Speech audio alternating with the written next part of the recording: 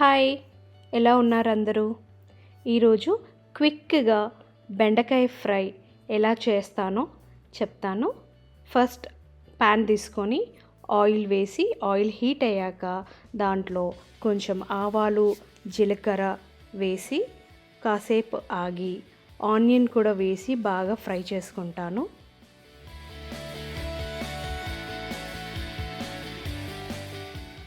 Onion fry అయిపోయాక కొంచెం పసుపు, పచ్చిమిరపకాయలు, ఉప్పు, కరివేపాకు వేసి కాసేపు సాటే చేసుకుంటాను.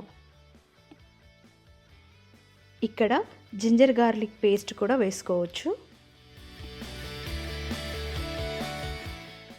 ఇప్పుడు నీట్గా బెండకాయలని వాష్ చేసుకొని చిన్న చిన్న పీసెస్గా కట్ చేసుకొని ప్యాన్లో వేసి ఒక 10 to 15 minutes బెండకాయలు మంచిగా సాఫ్ట్గా కుక్ అయ్యే వరకు ఉంచేస్తే మన బెండకాయ కూర అయిపోయినట్టే. దించే ముందు కొంచెం కొత్తిమీర వేసి కలిపేస్తే మన yummy tasty quick bhindi fry బెండకాయ కూర రెడీ అయిపోతుంది. Hope you like this video. Bye.